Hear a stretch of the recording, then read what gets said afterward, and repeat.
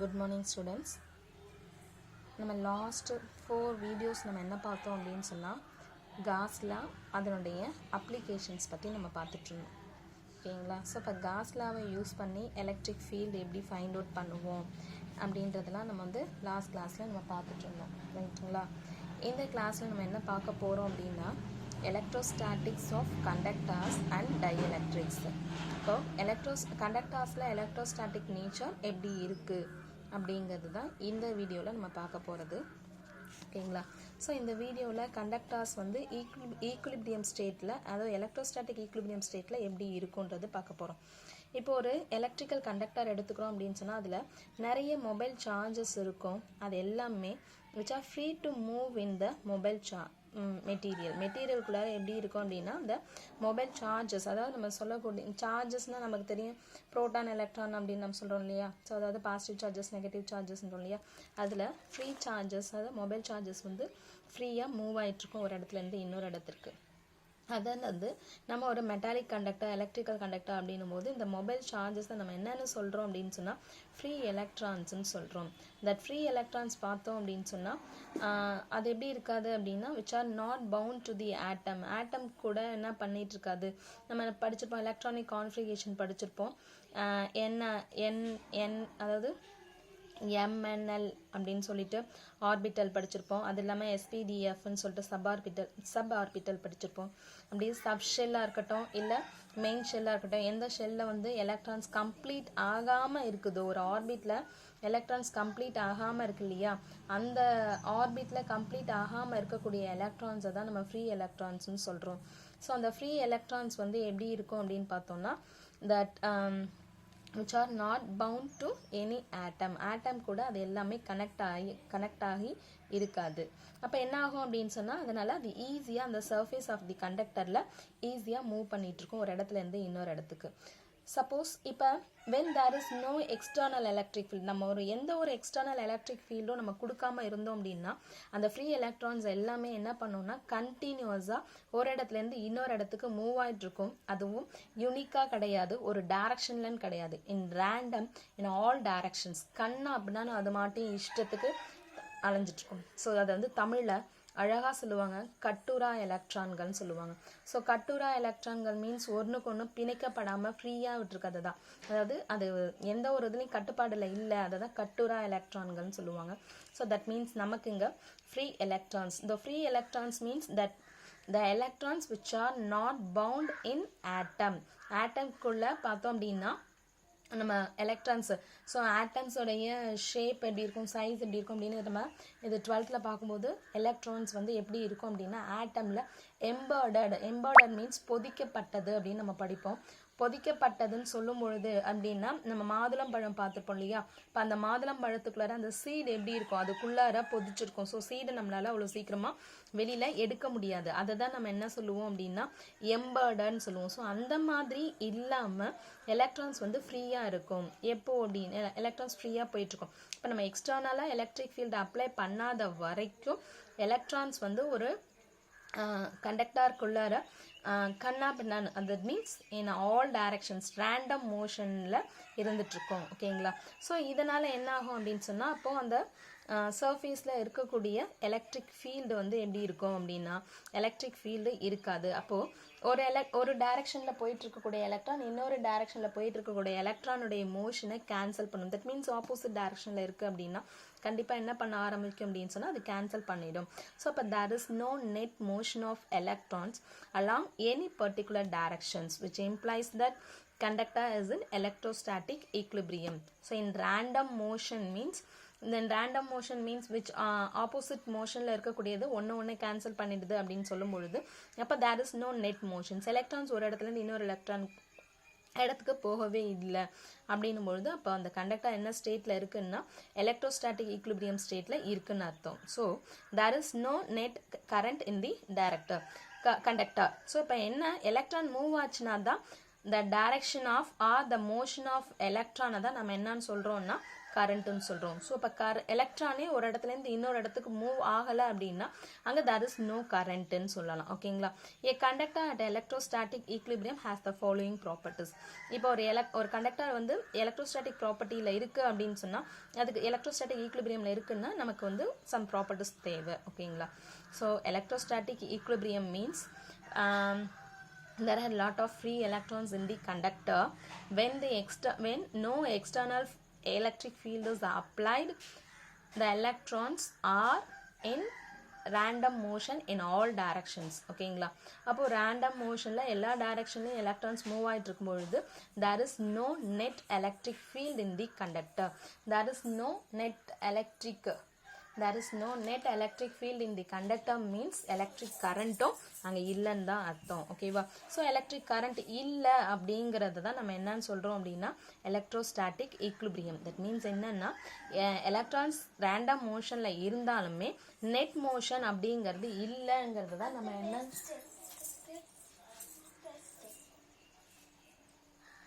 Net motion எதுவும் இல்லைன்னு நம்ம சொல்கிறத தான் என்னன்னு சொல்கிறோன்னா எலக்ட்ரோஸ்டாட்டிக் ஈக்லிபிரியம் அப்படிங்கிறத நம்ம சொல்கிறோம். ஓகேவா?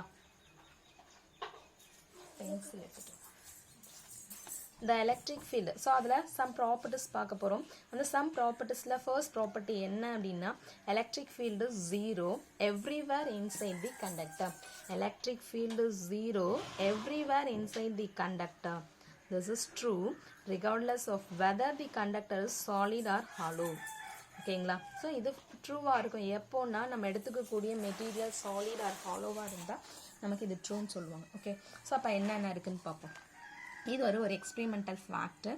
அப்போது suppose the electric field is not zero inside the மெட்டலுக்குள்ள எலக்ட்ரிக் ஃபீல்டு வந்து நாட் ஜீரோவாக இருக்குன்னா எலக்ட்ரிக் ஃபீல்டு ஜீரோ ஆச்சுன்னா என்ன அர்த்தம்? எலக்ட்ரான் மோஷனில் இருக்குன்னு அர்த்தம். எலக்ட்ரான் மோஷனில் இருந்துச்சுன்னா there will be some force on the mobile charges. ஓகேவா? So as a result there will be net motion of the mobile charges which contradicts the conductors being in electrostatic equilibrium. ஓகேவா? Electrostatic equilibrium அப்படின்னு நம்ம சொல்லும் பொழுது there is no net motion அப்படிங்கிறது net மோஷனே இல்லைன்னு நம்ம சொல்கிறது தான் கண்டக்டர்ஸில் நம்ம சொல்கிறது. அதுக்கு கான்ட்ராடிக்ஸ் அப்படின்னா என்னென்னா நம்ம சப்போஸ் எலக்ட்ரிக் ஃபீல்டு வந்து அந்த மெட்டலில் ஜீரோ ஆகலை. அப்போ ஜீரோ ஆகலை அப்படின்னா என்ன அர்த்தம்? எலக்ட்ரிக் ஃபீல்டுனால எலக்ட்ரான்ஸ் வந்து சம் ஃபோர்ஸை எக்ஸ்பீரியன்ஸ் பண்ணுது. சம் ஃபோர்ஸை எக்ஸ்பீரியன்ஸ் பண்ணுச்சு அப்படின்னு சொன்னால் எலக்ட்ரான்ஸ் வந்து ஒரு இடத்துலேருந்து இன்னொரு இடத்துக்கு மூவ் ஆகுது. அப்படி ஒரு இடத்துலேருந்து இன்னொரு இடத்துக்கு எலக்ட்ரான்ஸ் மூவ் ஆச்சு அப்படின்னு சொன்னால் கண்டிப்பாக நெட் மோஷன்ஸ் வந்து இருக்குன்னு அர்த்தம். நெட் மோஷன் இருக்கிறது வந்து நம்ம இதுக்கு முன்னாடி சொன்ன ஸ்டேட்மெண்ட், அதாவது எலக்ட்ரோஸ்டாட்டிக் ஈக்லிபிரியத்துக்கு சொன்ன ஸ்டேட்மெண்ட்டுக்கு அகெயின்ஸ்டாக இருக்குது. So thus the electric field is zero everywhere inside the conductor. அதனால் கண்டக்டருக்குள்ளார எல்லா இடத்துலையுமே எப்படி தான் இருக்குது எலக்ட்ரிக் ஃபீல்டு ஜீரோவாக தான் இருக்கும். So we can also understand this fact by applying an external uniform electric field on the conductor.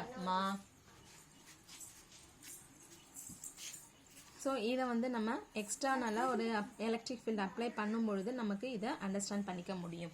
So before அப்ளைங் அதை எப்படி நம்ம அண்டர்ஸ்டாண்ட் பண்ணிக்க முடியும்னா திஸ் இஸ் த கண்டக்டர். அங்கே வந்து எலக்ட்ரான்ஸ் வந்து இருக்கதான் நம்ம கன்சிடர் பண்ணிக்கிட்டோம் அப்படின்னு சொன்னால்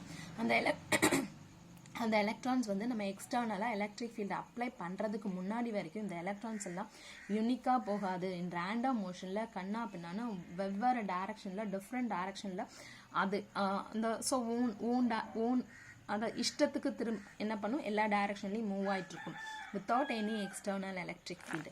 இப்போ நம்ம வந்து ஒரு எக்ஸ்டர்னலாக எலக்ட்ரிக் ஃபீல்டு அப்ளை பண்ணுறோம் அப்படின்னு சொன்னால் this side is negative potential, this side is positive potential. அப்போ என்ன பண்ணோம் அப்படின்னு சொன்னால் உள்ளுக்குள்ளே இருக்கக்கூடிய எலக்ட்ரான்ஸ் என்ன பண்ண ஆரம்பிக்கும் அப்படின்னு சொன்னால் இந்த டைரக்ஷனில் மூவ் பண்ண ஆரம்பிக்கும். ஓகேங்களா? ஸோ அப்போ என்ன ஆகும்னா எல்லாமே யூனிக்காக அதாவது ஒரே டைரக்ஷனில் யூனிஃபார்மாக போக ஆரம்பிக்கும் பொழுது என்ன ஆகும்னா கண்டக்டர்ஸ்குள்ளே இருக்கக்கூடிய இன்சைட் தி பொட்டென்ஷியல் என்ன ஆரம்பிக்குன்னா இன்க்ரீஸ் ஆகும். ஸோ எல்லாமே எப்படின்னா இப்போ எக்ஸ்டர்னலாக நீங்கள் எலக்ட்ரிக் ஃபீல்டு அப்ளை பண்ணுறோம். அப்படி எக்ஸ்டர்னலாக எலக்ட்ரிக் ஃபீல்டு அப்ளை பண்ணுறதுக்கு முன்னாடி வரைக்கும் எலக்ட்ரான்ஸ் வந்து வேறு டைரக்ஷனில் இருக்குது. இந்த வேறு டைரக்ஷனில் இந்த மாதிரி இருக்கும். ஸோ இப்படி தான் இருக்குது எலக்ட்ரான்ஸ். இதுதான் ஒரு கண்டக்டர்னு இந்த மாதிரி வேறு ஒரு டிஃப்ரெண்ட் டைரக்ஷன்ஸில் எலக்ட்ரான்ஸ் ரேண்டமாக மோஷன்ஸ் எல்லாமே எலக்ட்ரான்ஸ் போயிட்டுருக்கும். அப்போ இங்கே நெட் மோஷன்ஸ் நம்ம எடுக்கும்போது என்ன ஆகிடும், நமக்கு there is no net motion. ஓகேவா? பட் இப்போ வந்து நம்ம இதில் வந்து ஒரு எலக்ட்ரிக் ஃபீல்டு அப்ளை பண்ணுறோன்னா அப்போ அந்த எலக்ட்ரான்ஸ் வேறு டைரக்ஷனில் போன எலக்ட்ரான்ஸ் எல்லாமே என்ன பண்ண ஆரம்பிக்கும், பாசிட்டிவ் பொட்டன்ஷியல்ஸ். ஏன்னா நெகட்டிவ் பொட்டன்ஷியல் எல்லாமே எங்கே போகும், கண்டிப்பாக பாசிட்டிவ் பொட்டன்ஷியல் போகுன்றது நமக்கு தெரியும். So all the electrons R move towards the positive potential. So positive potential போகும்போது அப்போ என்ன ஆகுதுன்னா எலக்ட்ரான்ஸ் ஆர் ரீஅலைன்மெண்ட் ஆகிட்டு இருக்கும். அப்போ due to this realignment the internal electric field of the conductor will be increased. So உள்ளுக்குள்ளே இருக்கக்கூடிய இன்டர்னலாக இருக்கக்கூடிய எலக்ட்ரிக் ஃபீல்டு என்ன ஆக ஆரம்பிக்கும்னா கிரியேட் ஆகி அண்ட் தென் இன்க்ரீஸ் ஆக ஆரம்பிக்கும்.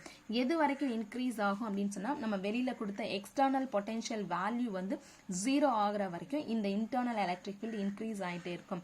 Once the external electric field வந்து நல்லிஃபை ஆயிடுச்சு, 0 ஆயிடுச்சு அப்படின்னு சொன்னால் அப்போ அந்த கண்டக்டர் என்ன ஆக ஆரம்பிக்கும்னா எலக்ட்ரோஸ்டாட்டிக் ஈக்லிபிரியம் ஸ்டேஜுக்கு வந்துடும்.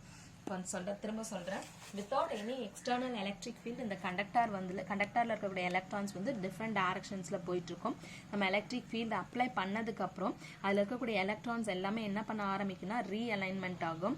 அப்படி ரீஅலைன்மெண்ட் ஆச்சு அப்படின்னு சொன்னால் ரீஅலைன்மெண்ட் ஆகும் பொழுது அந்த கண்டக்டருக்குள்ளே இருக்கக்கூடிய இன்டர்னல் எலக்ட்ரிக் ஃபீல்டு வந்து கிரியேட் ஆகும்.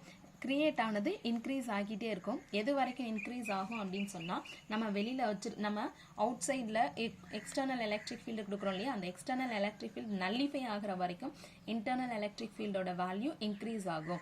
Once the external electric field is nullified, the conductor will become a electrostatic equilibrium stage. This is the first property. Okay வா?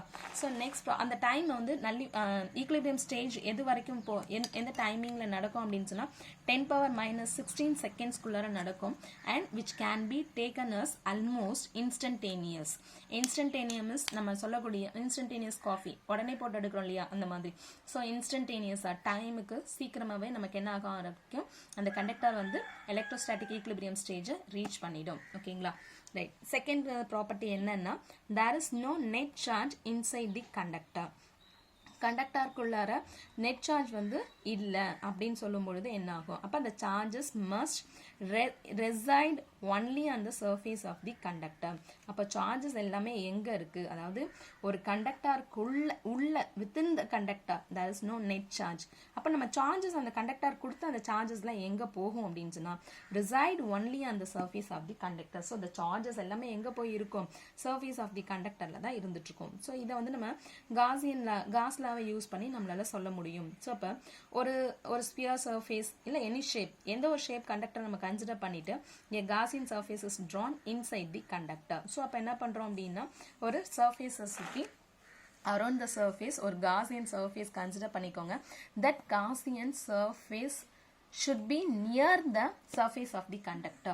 நம்ம கன்சிடர் பண்ணக்கூடிய Gaussian surfaceம் எங்கே இருக்கணும் அப்படின்னு சொன்னால் நம்ம கன்சிடர் பண்ணக்கூடிய ஷேப் ஆஃப் தி கண்டக்டர் இல்லை சர்ஃபேஸ் ஆஃப் தி கண்டக்டர் எதுவோ அந்த கண்டக்டருடைய சர்ஃபேஸ்க்கு நியர்பைலேயே நம்ம என்ன கன்சிடர் பண்ணுறோம், நம்மளுடைய Gaussian surface-ஐ கன்சிடர் பண்ணுறோம். அப்படி நம்ம Gaussian surface கன்சிடர் பண்ணுற அந்த இடத்துல நம்ம வந்து ஆல்ரெடி வந்து ஸ்பியரில் வந்து 3 கேசஸில் நம்ம இதை ப்ரூவ் பண்ணியிருக்கோம். என்னன்னா inside the conductor the electric field is 0ன்னு நம்ம ப்ரூவ் பண்ணிட்டோம்.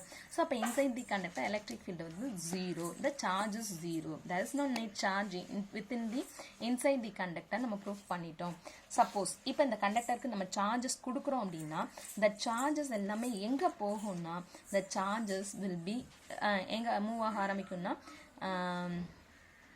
reaches the surface of the conductor. ஓகேவா?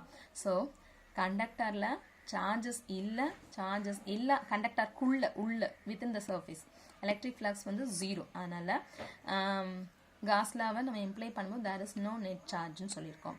சப்போஸ் நம்ம இன்ட்ரடியூஸ் பண்ணால் அது எல்லாமே எங்கே போகும் அப்படின்னா reaches surface of the conductor. அதனால தான் there is no net charge inside the கண்டக்டர்னு சொல்லுவோம். இப்போ நம்ம சார்ஜஸ் கொடுத்தாலுமே அந்த சார்ஜஸ் எல்லாமே சர்ஃபேஸ்க்கு வந்துடும். அப்போது within the conductor inside the conductor net charges 0. ஓகேவா? ரைட். தேர்ட் ப்ராப்பர்ட்டி என்னன்னா the electric field outside the conductor is perpendicular to the surface of the conductor and has a magnitude of sigma by epsilon naught, where sigma is the surface charge density at that point. அதாவது parallel component perpendicular component இருந்துச்சுன்னா அதுக்கு எப்படி இருக்கும் அப்படிங்கறத நம்ம பார்க்க போறோம். Suppose if the electric field has components parallel to the surface of the conductor, நம்ம எடுத்துக்கக்கூடிய கண்டக்டர்ல எலக்ட்ரிக் ஃபீல்டு காம்போனன்ட்ஸ்ல parallel perpendicular components இருக்கு இல்லையா. இப்போ நம்ம parallel components எடுத்தோம் அப்படின்னு சொன்னா the free electrons on the surface of the conductor would experience acceleration. This means that the conductor is not in equilibrium. என்னன்னா இப்போ நம்ம கன்சிடர் பண்ணிக்கக்கூடிய இந்த கண்டக்டருக்கு எலக்ட்ரிக் ஃபீல்டு வந்து கண்டக்டருக்கு பேரலாவே இருக்கு அப்படின்னு சொன்னா அங்க இருக்கக்கூடிய எலக்ட்ரான்ஸ் எல்லாமே என்ன ஆக ஆரம்பிக்கும், ஆக்சிலரேட் ஆகும். ஆக்சிலரேட் ஆச்சுன்னா எலக்ட்ரான்ஸ் ஒரு இடத்துல இருந்து இன்னொரு இடத்துக்கு மூவ் ஆக ஆரம்பிக்கும். அப்போ நெட் மோஷன் வந்து ஜீரோன்னு நம்மளால சொல்ல முடியாது. அந்த கண்டக்டாரும் ஈக்லிபிரியம் ஸ்டேஜ்ல இருக்குன்னு சொல்ல முடியாது. ஓகேவா. இப்போ சப்போஸ் எலக்ட்ரிக் ஃபீல்டு டைரக்ஷனுக்கு நம்மளுடைய எலக்ட்ரிக் ஃபீல்டு கண்டக்டருக்கு பெர்பெண்டிகுலரா இருக்கு அப்படின்னு சொல்லும் பொழுது if the therefore at electrostatic equilibrium the electric field must be perpendicular to the surface of the conductor. இததான் நம்ம இங்க சொல்லிட்டு இருக்குது. இத வந்து நம்ம காஸ் லால Gaussian surface application of Gauss லால நம்ம ப்ரூஃப் பண்ணிருக்கோம். we now prove that the electric field has magnitude sigma by epsilon naught just outside the conductor surface. இது நம்ம ஏற்கனவே ப்ரூஃப் பண்ணிட்டோம், இருந்தாலும் பார்ப்போம். ஒரு காஸியன் சர்ஃபேஸ் கன்சிடர் பண்ணிட்டு அதுல half of the cylinder மட்டும் எம்பெடட் ஆயிருக்குன்னு வச்சுப்போம். அப்படி எம்பெடட் ஆயிருந்துச்சுன்னா the curved surface வந்து நமக்கு 0 and then பாட்டம்ல இருக்கக்கூடிய சர்ஃபேஸும் நமக்கு 0. அந்த bottom and this curved surface ரெண்டுமே எலக்ட்ரிக் ஃபீல்டு வந்து 0. ஒன்லி நமக்கு எது மட்டும் தான் கான்ட்ரிபியூட் ஆகும் அப்படின்னு சொன்னா top flat surface of the cylinder மட்டும்தான் நமக்கு இதுல இருக்கும். ஓகேவா. ஏன்னா இது வந்து இன்சைட் த சர்ஃபேஸ்ல அந்த எம்பெடட் ஆயிருக்கு, அதனால பாட்டம் சர்ஃபேஸ் வந்து 0 அண்ட் கர்வ்டு சர்ஃபேஸ் வந்து இதுக்கு பெர்பெண்டிகுலர் parallel காம்போனண்டா வரும். அதனால இதுவும் நம்மளால எடுத்துக்க முடியாது. நமக்கு ஒன்லி இருக்குது டாப் சர்ஃபேஸ்ல பெர்பெண்டிகுலரா எலக்ட்ரிக் ஃபீல்டு போகுது இல்லையா, இது மட்டும் தான் நம்மளால எடுத்துக்க முடியும். ஸோ அப்ப அதை மட்டும் நம்ம எடுத்துக்கிட்டோம் அப்படின்னா since the electric field is normal to the surface of the conductor, the curved part of the cylinder has zero electric flux. Also inside the conductor the electric field is 0. So அது ரெண்டுமே நமக்கு என்ன ஆகுது, நார்மலாக இருக்கிறதுனால அந்த இடத்துல நமக்கு 0. hence the bottom flat part of the Gaussian surfaceம் கிடையாது. அப்போ only top flat surface alone contributes to the electric flux. அது எப்படி இருக்கு அப்படின்னா நம்மளுடைய ஏரியா வெக்டருக்கு பேரலா இருக்கு. ஏரியா வெக்டருக்கு பேரலல் அண்ட் சர்ஃபேஸ்க்கு பெர்பெண்டிகுலர். இங்க நார்மல்னு சொன்னது வந்து ஏரியாவுக்கு பெர்பெண்டிகுலர்னு சொல்லும் பொழுது எலக்ட்ரிக் சர்ஃபேஸ்க்கு, அதாவது நம்மளோட கன்சிடர் பண்ணக்கூடிய கண்டக்டருக்கு பெர்பெண்டிகுலரா இருக்கும். ஆனா ஏரியா அண்ட் நமக்கு கன்சிடர் பண்ணக்கூடிய நார்மலுக்கு நார்மல் லைன் ஒன்று ட்ரா பண்ணுவோம், அதுக்கு வந்து நார்மலா இருக்கும். ஸோ இங்க வந்துட்டு top flat surface alone contributes to the electric flux. Reason the electric field is parallel to the area vector and the total charge inside the surface is sigma A. Area vector means நம்ம இதை ஏற்கனவே இதில் பார்த்துருப்போம். So இங்கே இருக்கு பாருங்க n vector. இந்த ஏரியாவுக்கும் n வெக்டாருக்கும் எலக்ட்ரிக் ஃபீல்டு எப்படி இருக்கு, இந்த n ஏரியா வெக்டாருக்கும் n கேப்புக்கும் எலக்ட்ரிக் ஃபீல்டு எப்படி இருக்கு, இதை தான் இப்போ நம்ம அங்கே சொல்லிட்டு இருந்தது. ஓகேங்களா. ரைட். நெக்ஸ்ட் ஒன் வந்துட்டு அப்போ சிக்மா ஏ நம்ம அதை வந்து சிக்மா ஏன்னு ப்ரூஃப் பண்ணிட்டோம். பை அப்ளைங் காஸ்ல நமக்கு தெரியும் EA is equal to charge வந்து சிக்மா ஏன்னு சொல்லியிருக்கோம். So sigma A by epsilon naught. காஸ்லா பொறுத்த வரைக்கும் நமக்கு தெரியும் EA is equal to Q by epsilon naught. This is by E. By is equal to EA Q by epsilon naught. So அதில் A A cancel பண்ணிட்டு நம்மளுடைய வெக்டார் ஃபார்மில் எழுதுறோம்னா E vector is equal to sigma by epsilon naught into n cap. Here n cap வந்து unit vector outward normal to the surface of the conductor. Suppose sigma is less than 0 இருந்துச்சுன்னா the electric field points inward perpendicular to the surface. ஓகேங்களா. நம்ம ஏற்கனவே படிச்சிருக்கோம் sigma is less than 0 வந்தால் இன்வேர்டாக இருக்கும், sigma is greater than 0 வந்தால் அவுட்வேர்டாக இருக்கும்னு நம்ம படிச்சிருக்கோம். அதுதான் சொல்லியிருக்கோம். அண்ட் ஃபோர்த் ப்ராப்பர்ட்டி என்னன்னா the electrostatic potential has the same value on the surface and inside of the conductor.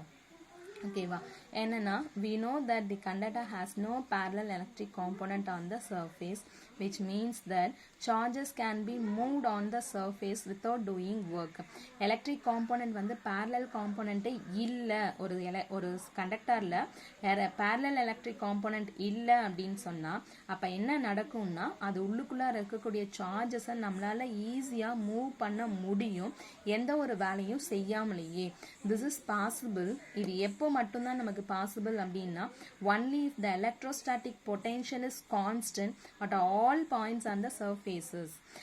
ஒரு கண்டக்டரை எடுத்து அந்த கண்டக்டருக்குள்ளார எலக்ட்ரோஸ்டாட்டிக் பொட்டென்ஷியல் வந்து கான்ஸ்டன்ட் அப்படின்னு சொல்லிட்டு, அண்ட் அந்த கான்ஸ்டன்ட் மீன்ஸ் என்ன அர்த்தம்னா ஒரு பாயிண்ட்டுக்கும் இன்னொரு பாயிண்ட்டுக்கும் நடுவில் இருக்கக்கூடிய எலக்ட்ரோஸ்டாட்டிக் பொட்டென்ஷியலோட வேல்யூவை நம்ம டிஃப்ரென்ஸ் எடுத்தோம் அப்படின்னு சொன்னா அந்த டிஃப்ரென்ஸ் வந்து இல்லை, அதாவது equi potential surface. That means வந்து ஈக்வி பொட்டென்ஷியல் மீன்ஸ் ஒரு கண்டக்டர்ல எல்லா பாயிண்டோடைய எலக்ட்ரோஸ்டாட்டிக் பொட்டென்ஷியல் வேல்யூ சேமா இருக்கும் அப்படின்னு சொல்லி படிச்சோம் இல்லையா. அப்போ பொட்டென்ஷியல் டிஃபரன்ஸ் என்ன ஆகும்? 0. எப்போ ஒரு conductor electrostatic potential or equipotential ஸ்டேஜ்ல இருக்கோ அப்போ வந்து அந்த கண்டக்டர்ல பேரலல் எலக்ட்ரிக் காம்போனன்ட் இருக்காது. parallel electric component இல்ல அப்படின்னு சொன்னா நம்ம வந்து ஒரு சார்ஜை வந்து ஒரு இடத்துல இருந்து இன்னொரு இடத்துக்கு அந்த சர்ஃபேஸ் குள்ளார ஈஸியா மூவ் பண்ண முடியும் without any external work. ஓகேவா? since the electric field is 0 inside the conductor, ஒரு கண்டக்டருக்குள்ளார எலக்ட்ரிக் ஃபீல்டு வந்து 0வா இருந்துச்சுன்னா the potential is same as the surface of the conductor. Thus, at electrostatic equilibrium, the conductor is always at equipotential. ஒரு conductor எப்போ equipotential ஸ்டேஜ்ல இருக்கும் அப்படின்னா electric field inside the conductor வந்து 0வா இருந்துச்சுன்னா அப்போ எலக்ட்ரோஸ்டாட்டிக் பொட்டென்ஷியல் வந்து சேம் வேல்யூவா இருக்கும்.